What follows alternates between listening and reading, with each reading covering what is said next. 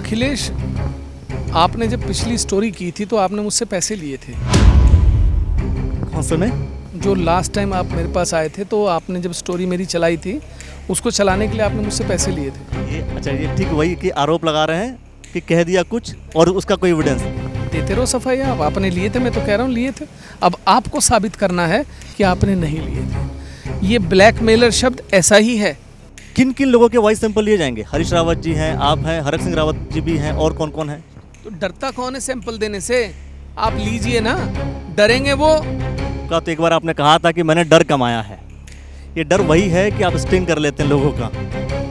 ऐसा कौन सा स्टिंग ऑपरेशन है जो किसी मुख्यमंत्री से कम का हुआ? हम किसी दरोगा का, सिपाही का, किसी तहसीलदार का तो नहीं करते ना। लोगों ने यह भी कहा कि आप चुनाव के वक्त आए, आपने पंप लगाया, हटाया, इसके बाद फिर चीज़ें एज इट इज़ हैं। मेरे विधायक बनने के बाद ये समस्या हुई है क्या? 20 साल से है। लोगों की तो एक्सपेक्टेशंस होती है ना, लोगों की। वो जो 20 साल से लोग परेशान थे इसी वजह से। अखिलेश, मैं पूरा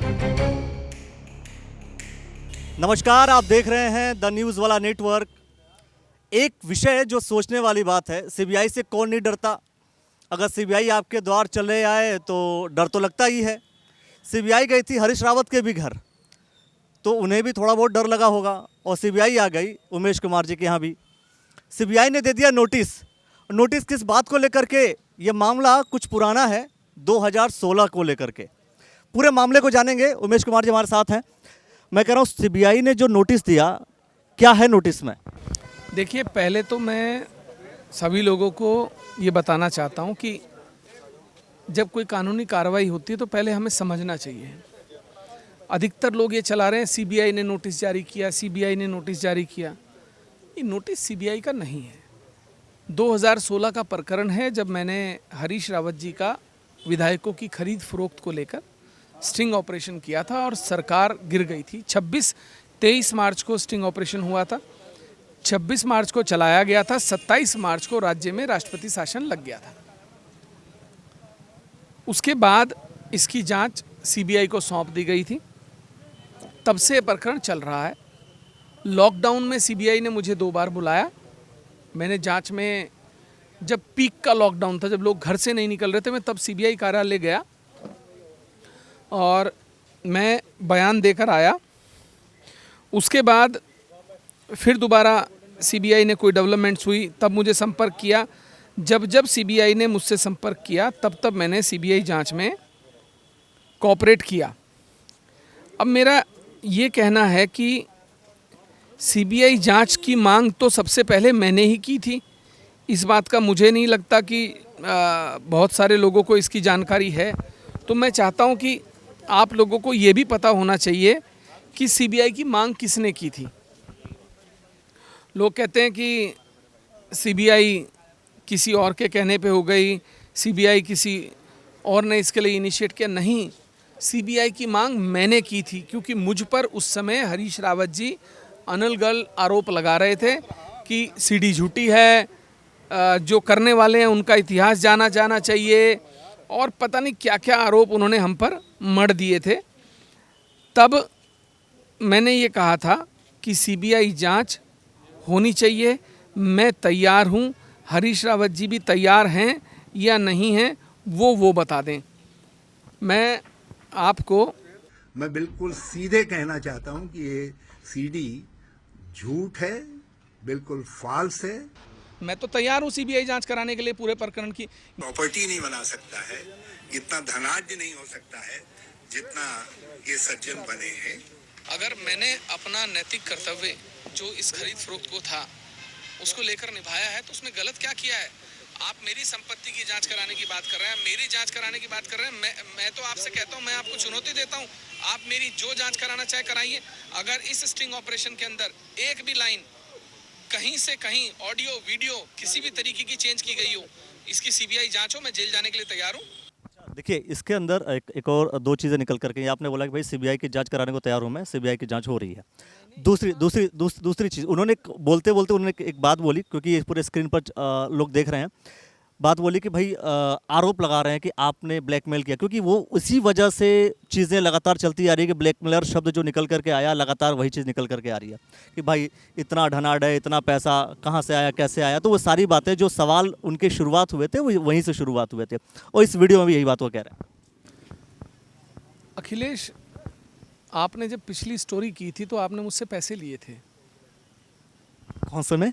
जो लास्ट टाइम आप मेरे पास आए थे तो आपने जब स्टोरी मेरी चलाई थी, उसको चलाने के लिए आपने मुझसे पैसे लिए थे। ये अच्छा, ये ठीक वही कि आरोप लगा रहे हैं कि कह दिया कुछ और उसका कोई एविडेंस। देते रहो सफाई। आप आपने लिए थे, मैं तो कह रहा हूँ लिए थे। अब आपको साबित करना है कि आपने नहीं लिए थे। ये ब्लैकमेलर शब्द ऐसा ही है। आप किसी के ऊपर भी मर दीजिए, सफाई देते रहिए। आप ऐसा कौन सा कृत्य कर रहे थे जिसके लिए आपको ब्लैकमेल होना पड़ा? मैं इस राज्य के नेताओं से पूछना चाहता हूं। आज आप मुझे एक बात का जवाब दीजिए। ये जो कई पूर्व मुख्यमंत्री जो मेरे कारण सत्ता से बेदखल हो गए, वो ये कहते हैं कि उमेश कुमार ब्लैकमेल कर रहे थे। किसी राज्य के मुख्यमंत्री को ब्लैकमेल करना आसान होता है? आप एक दरोगा को ब्लैकमेल करके दिखाइए, आपको जूतों से सड़क पे मार मार के घसीट लेगा। आप किसी राज्य को ब्लैकमेल करने का, राज्य के मुख्यमंत्री को ब्लैकमेल करने की हिम्मत कर सकते हैं? नहीं कर सकते। आप ब्लैकमेल क्यों हो रहे थे? आप ऐसा राज्य बेचने का कौन सा काम कर रहे थे कि आपको ब्लैकमेल होना पड़ रहा था? एक मुख्यमंत्री अगर ब्लैकमेल हो रहा था तो ऐसा कौन सा कृत्य था जिसके लिए उसे ब्लैकमेल होना पड़ रहा था? दूसरी बात पे आते हैं। ये जितने पूर्व मुख्यमंत्री जो ये कहते हैं कि उमेश कुमार ब्लैकमेलर हैं, ब्लैकमेल कर रहे थे, अपने बच्चों के सर पर हाथ रखकर गंगा जल हाथ में लेकर बद्री केदार की कसम खा लें कि कभी इनके स्टिंग ऑपरेशन से पहले या स्टिंग ऑपरेशन के बाद इन्होंने मुझे कोई फेवर दिया हो, इन्होंने मेरी कोई मदद करी हो। हरीश रावत जी ने स्टिंग ऑपरेशन के बाद मुझे लालच दिया कि तुम्हारे कैबिनेट मंत्री बनाऊंगा, तुम्हारे दर्जाधारी कैबिनेट रैंक के मंत्री बनाऊंगा, पूरे राज्य की सरकार तुम चलाओगे, 20 से 25 करोड़ जो चाहिए। मेरी जगह कोई और होता तो तलवे चाटने लगता। ये उमेश कुमार की हिम्मत है और उसका ज़मीर है कि उसने कभी इन राजनेताओं के सामने अपना ज़मीर नहीं बेचा। और आज भी किसी सरकार या किसी व्यक्ति के दम पे राजनीति नहीं करता हूं। उमेश कुमार अपने और अपनी जनता के दम पर राजनीति करता है और करता रहेगा। मैं इनका मोहताज नहीं हूं, ये पार्टियों के मोहताज हैं, ये पार्टियों के गुलाम हैं। इनके निर्णय ये नहीं लेते, इनके निर्णय दिल्ली लेता है। जिस दिन इनकी हिम्मत मेरी तरह अपने निर्णय लेने की हो जाएगी, उस दिन मैं मान जाऊंगा। तो जिन लोगों के अपने अस्तित्व नहीं है, पार्टियों के दम पे राजनीति करते हैं, मुझे राजनीतिक आईना दिखाने का कोशिश ना करें। अपने अग्रबान में झांकें पहले और तब मुझे बताएं। पार्टियों के पर्सपेक्टिव की बात तो बाद में करूंगा। मैं एक सवाल कि ये जो वॉइस सैंपल लेने की बात कही जा रही है, क्योंकि उसके अंदर जो आवाज़ है, आवाज़ को लेकर के ही सैंपल जो लिए जा रहे हैं, वॉइस सैंपल लिए जाएंगे। किन किन लोगों के वॉइस सैंपल लिए जाएंगे? हरीश रावत जी हैं, आप हैं, हरक सिंह रावत जी भी हैं, और कौन कौन है? मदन बिष्ट जी।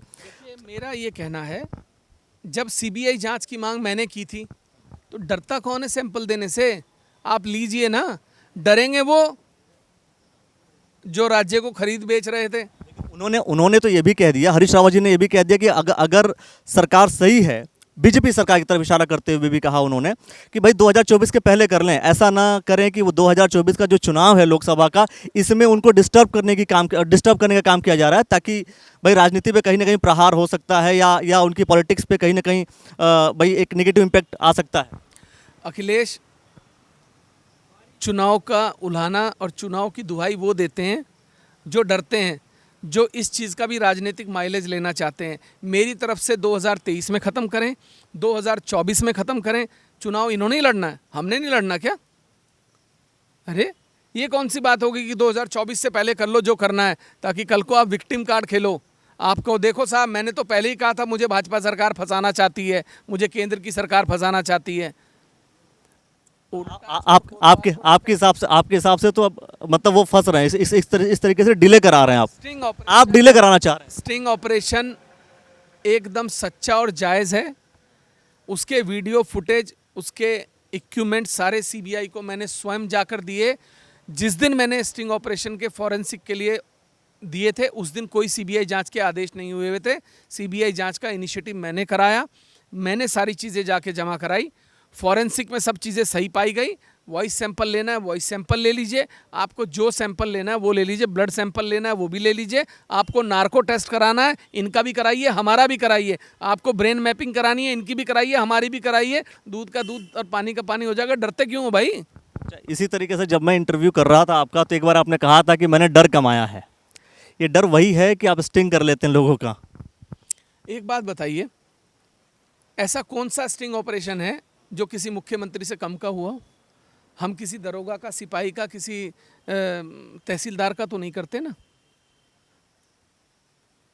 आप मुझे बताइए, और स्टिंग ऑपरेशन राज्य हित में थे, उमेश कुमार के हित में कब थे?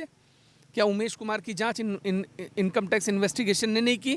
क्या उमेश कुमार की जांच ईडी ने नहीं की? क्या उमेश कुमार की जांच फेमा ने नहीं करी? आप क्या चाहते हैं? आपको मेरी संपत्ति या मेरा पैसा या मेरा रुतबा देख के अगर जेलसी होती है तो इसका इलाज मेरे पास तो क्या लुकमान हकीम के पास भी नहीं होगा, तो बेचारे अब दिवंगत हो गए। तो मेरा ये कहना है, अपनी कुंठित मानसिकता से बाहर आइए, राजनीतिक बात करिए। ये फालतू की बातें, स्टिंग का डर, इसका डर, और बहुत सारे लोग हम ये कर देंगे, उमेश कुमार को जेल भिजवा। तुम्हारे बाप का राज है क्या? तुम्हारे बाप का राज है? तुम उमेश कुमार को जेल भिजवा दोगे? अरे बड़े बड़े दिग्गज आए, बड़े बड़े चले गए, तुम क्या किस खेत की मूली हो कि तुम मुझे जेल भिजवा दोगे? और रोज़ लोग उलाहना देते हैं कोर्ट से हम ये करा देंगे। 1.5 साल हो गया, कोर्ट से हम उमेश कुमार की विदायगी खा जाएंगे, हम यहाँ से उमेश कुमार की विदायगी खा जाएंगे। अरे तुम ना वो मिट्टो क्या पिद्दी ना पिद्दी का शोरबा, तुम लोगों की हैसियत क्या है? तुम मेरे से लड़ने के लिए, जहाँ तुम्हारे हिंदुस्तान में संबंध और संपर्क खत्म होते होंगे, सोच खत्म होती होगी, उससे 10 किलोमीटर आगे से मेरे संबंध और मेरी सोच शुरू होती है। मेरे जितना कलेजा जिस दिन ले आओगे ना सरकारों से लड़ने का, कि 6-6 महीने जंगल में फरारी भी काटने की हिम्मत रखते होंगे सरकार के खिलाफ, उस दिन बात करना। एक मुकदमा लग जाता है तो गीली पैंट हो जाती है। किसको समझा रहे हो यार ये सब बातें? हमको मत बताओ। एक लास्ट सवाल कि आपने कहा कि सब कुछ सोच समझ के मैं करता हूँ। मिलाप नगर की बात है, मिलाप नगर में कई लोगों ने इस बात का जिक्र किया कि भाई यहाँ पर जब भी चुनाव होता है तो नेता आते हैं और चुनावी वादे करते हैं कि पानी की समस्या समाप्त हो जाएगी। कुछ लोगों ने ये भी कहा कि ऐसी समस्या जो समाप्त तो होगी ही नहीं।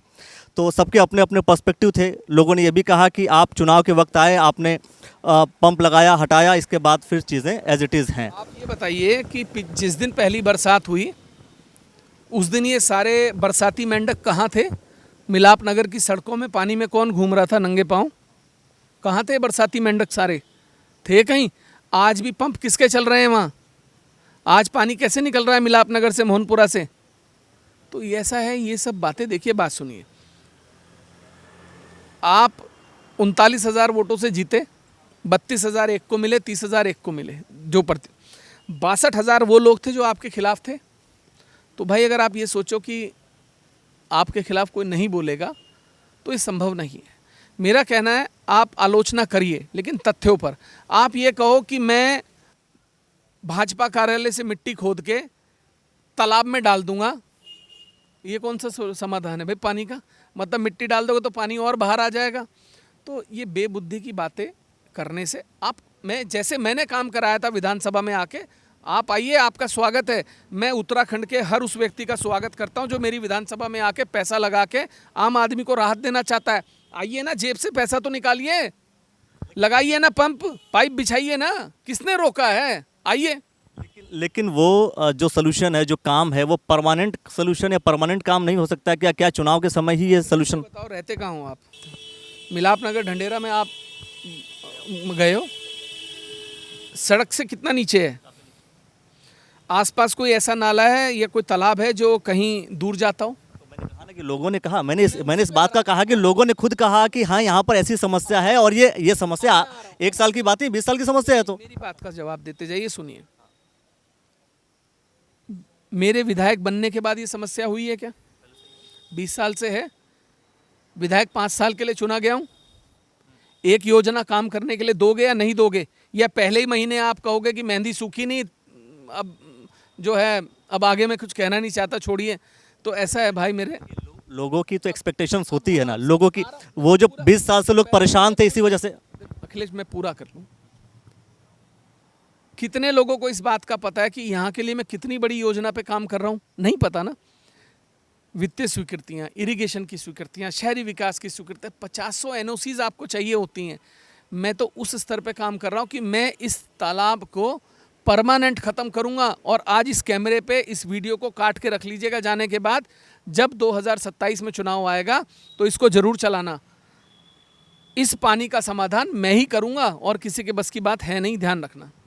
चलिए 2027 का जब चुनाव होगा तो उस वक्त जो उमेश कुमार जी ने बोला है यह वीडियो आप देखेंगे।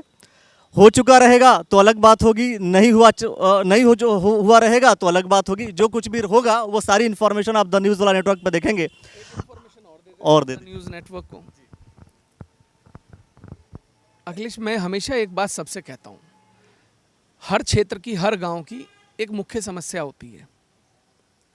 मिलाप नगर, मोहनपुरा पानी की समस्या है, गाधारोना का तालाब मुख्य समस्या है, नियामतपुर का तालाब मुख्य समस्या है, जोगावाला से दाबकी खेड़ा तक सोलानी मुख्य समस्या है, मठाना के पीछे मुख्य समस्या है, कलसिया बालावाली के पीछे चले जाओ, गंगा तटबंध। मैंने सबसे एक बात कही, 5 साल के टेन्योर में अगर आपकी मुख्य समस्या का निराकरण नहीं होगा तो वोट लेने तो आप ही क्या आऊँगा ना। मैं खुद कह रहा हूँ, आप लिख के रखिए, अगर आपके गांव की मुख्य समस्या का निराकरण मैंने अपने 5 साल के टेन्योर में नहीं किया तो मैं आपके यहाँ वोट मांगने नहीं आऊँगा। इतनी बड़ी बात आज तक किसी नेता ने ना बोली होगी, ना बोलेगा, आज मैं कह रहा हूँ। एक ये बड़ी बात आपने कह दी, चूँकि वही होता है जब आप जवाब आए, एक सवाल आ गया।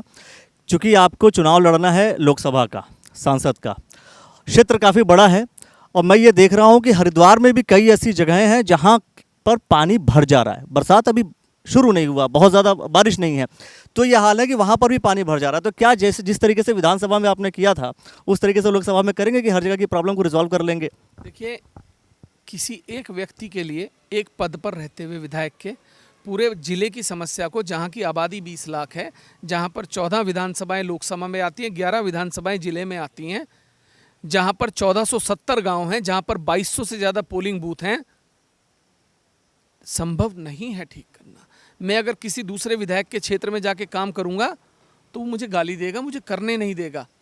क्योंकि अगर मेरे भी क्षेत्र में कोई आके टांग अड़ाता है दूसरे क्षेत्र का विधायक तो मुझे भी बुरा लगता है।